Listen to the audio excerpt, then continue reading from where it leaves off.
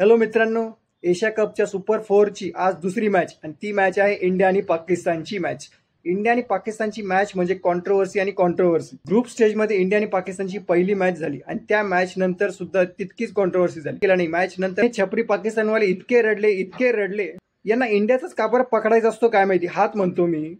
यांच्या रडण्याने काहीच फायदा झाला नाही. आयसीसीने यांना कुठलंच लॉलीपॉप दिलं नाही आणि झक मारून यांना शांत बसावं लागलं. आणि आज जी मॅच आहे इंडियन पाकिस्तानची सुपर फोरची, त्या मॅच आधीच कालपासूनच पाकिस्तानचा छपरीपणा सुरू झालेला आहे. मॅच सुरू होण्याआधी एक प्री मॅच कॉन्फरन्स असते, प्रेस कॉन्फरन्स. ती प्रेस कॉन्फरन्स काल होणार होती पाकिस्तानची. प्रेस कॉन्फरन्स पाकिस्तानने काल कॅन्सल केली. बरोबर आहे. त्या प्रेस कॉन्फरन्समध्ये इंग्लिशमध्ये प्रश्न विचारले तर या पाकिस्तानचे प्लेयरचे प्रॉब्लेम होतील. यांना इंग्लिशमध्ये उत्तर देता येत नाही. आणि तसं क्रिकेटवर बोलण्यासारखं यांच्याकडे काही नसतं. यांच्याकडे काही स्ट्रॅटेजी आहे, यांच्याकडे काही टॅलेंट आहे, स्किल आहे, यांच्याकडे काहीच नाही आहे.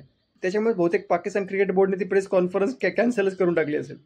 आणि काल या छपरीस्तानचं प्रॅक्टिस सेशन होतं आणि त्या प्रॅक्टिस सेशनच्या आधी म्हणजे त्यांचे जे पाकिस्तान क्रिकेट बोर्डचे अध्यक्ष आहेत मोहसिन नकवी, हे ते प्रॅक्टिस सेशनमध्ये टीमला भेटायला गेले होते असं ऐकण्यात आलं. आता हे जे अध्यक्ष आहेत ते सुद्धा मंत्री सुद्धा आहेत आणि असं कधी ऐकण्यात आलेलं नाही की एखाद्या टीमच्या प्रॅक्टिस सेशनमध्ये त्या देशाचा मंत्री किंवा क्रिकेट बोर्डचा अध्यक्ष, प्रेसिडेंट, चेअरमन हा त्या टीमला जाऊन भेटायला गेलेला आहे. याच्यावरूनच कळतंय की मॅच आधी यांची किती फाटलेली आहे. टीम इंडिया पाकिस्तानला आरामात हरवेल हा कॉन्फिडन्स आहे, कारण ग्रुप स्टेजमध्ये टीम इंडियाने तेच केलेलं आहे.